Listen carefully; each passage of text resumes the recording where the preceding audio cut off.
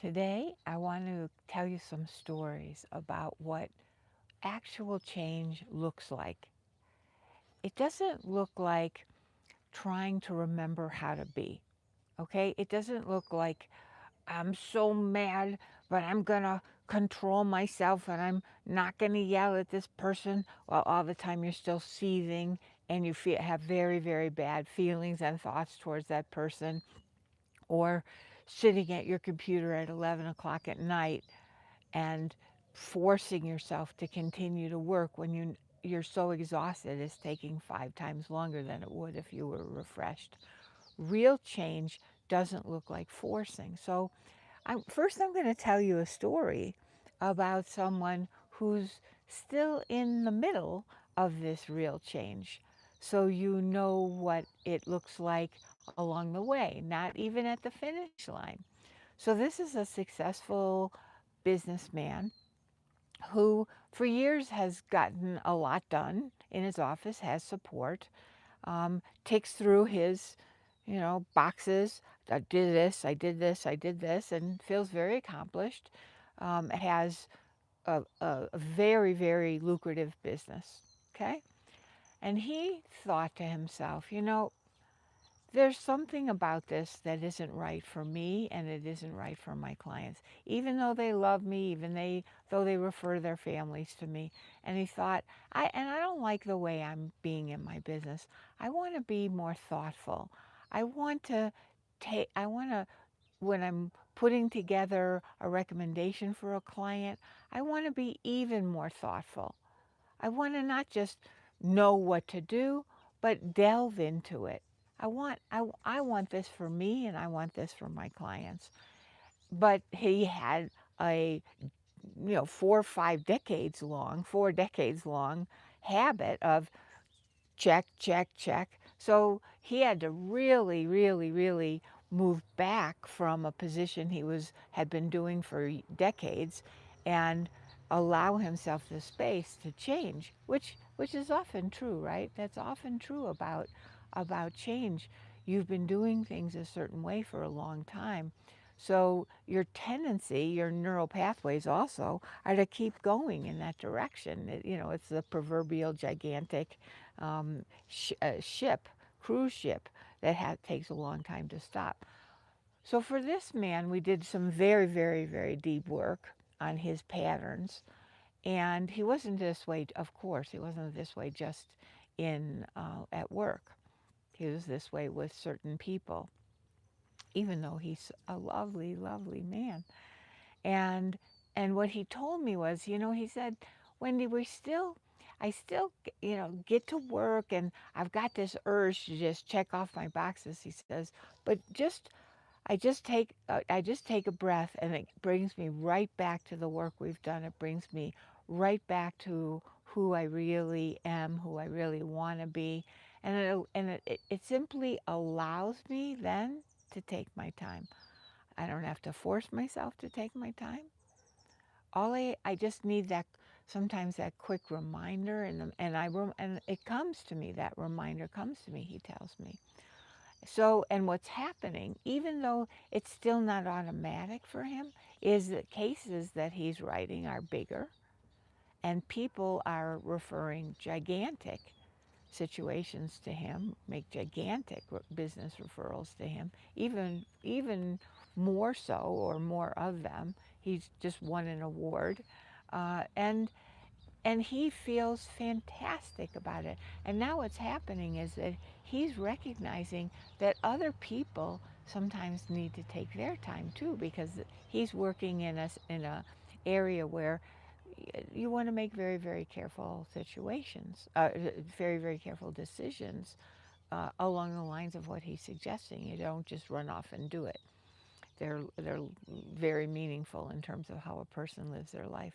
So so now he's noticing, oh, that woman, she needs to take her time, and he's taking time with people in a way that they are really appreciating and giving him more business also. So that's the way change looks like when you're still in the middle of it, when you still have to remind yourself, but still he's not forcing himself. That's the different level of change that we do. He's not forcing himself to act a certain way or be a certain way. I'm thinking about somebody else who, for years, felt like she had to go through this very excruciatingly long and drawn out and detailed onboarding process whenever she would get a new client. First, even in terms of when they were deciding to become a client, and then becoming a client, and then being a client. And it was so cumbersome and so onerous for her and for the clients. And it kept some business away from her too, because people just didn't want to go through all of that. And now she's taking a couple moments to quickly renew her clients. Quickly. It's just a simple yes, and everything is settled. Everybody's happy. They're happy. She's happy. When she's taking on a new client, she has simplified it so much, and so it's easier for people to come to her and say yes to her, which is of course what she wanted all along. But there was so much like fear and concern attached to it that she made it overcomplicated. But that was the only thing that felt right to her.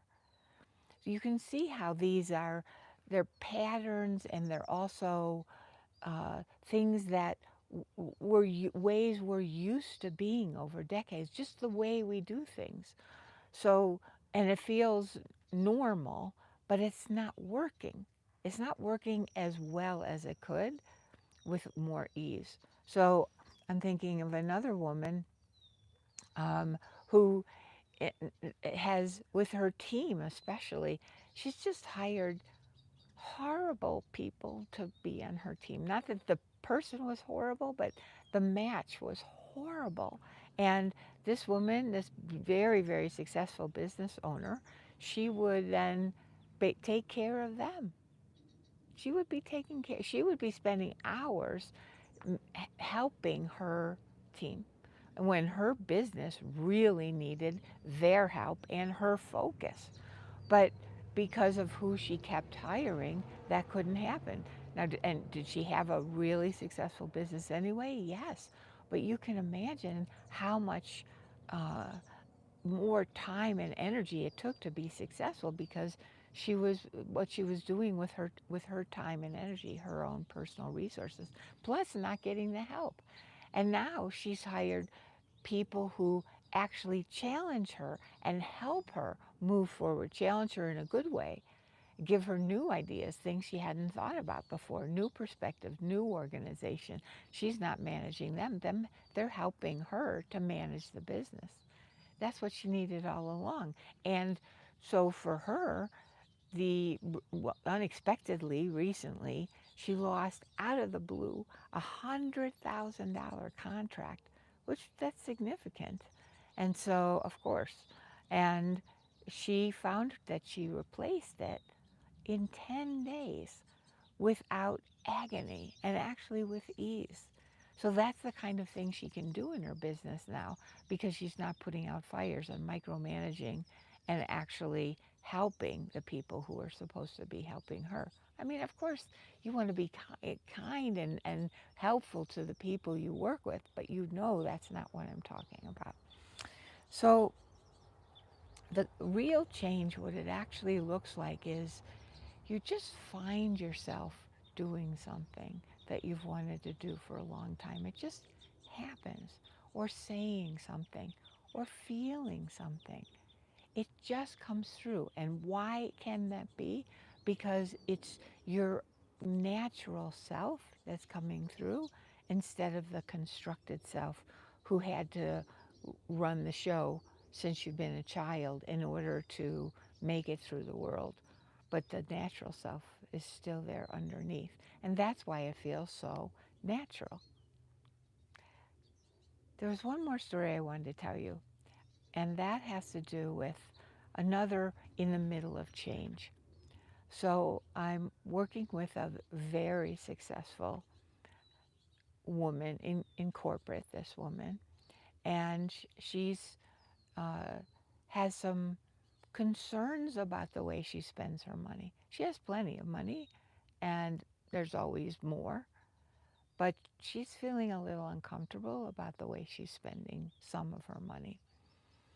And we did some very, very deep work. And she, afterwards, she said, I just don't, I just don't know why. I just don't stop doing this. You know, I just should stop doing this.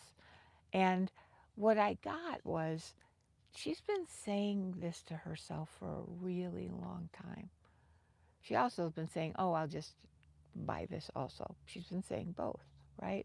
But when she gets to the point where she really sees what she's doing, her automatic response is to be mad at herself and berate herself and push herself into just why am I not doing the logical thing? You know, it's so obvious. And then she's mad at herself and then she doesn't do it.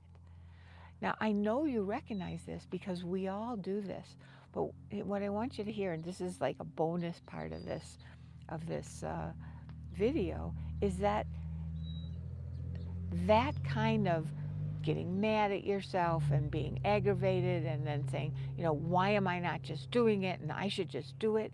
You've done that thousands and thousands of times. It doesn't, for the most part, ever work. Not for the really deep stuff that's been going on really a lifetime. You'll be shocked at when you really look at it how early some of these patterns have been going on inside, the ones that are really tough to handle. So just berating yourself, and I'm not saying, oh, be nice to yourself and stop talking to yourself that way. I'm not saying that at all. I'm saying that kind of talking, that kind of feeling towards something, the place that you're working on, when you do that, what you're doing is you're stopping yourself. You're stopping the process of really getting what's happening in your life, which is absolutely necessary for you to then change it. See what I'm saying? It's essential to let yourself get, grok is what I was going to say, get what you're doing so that you can change it. And that can be uncomfortable. And that is what creates change.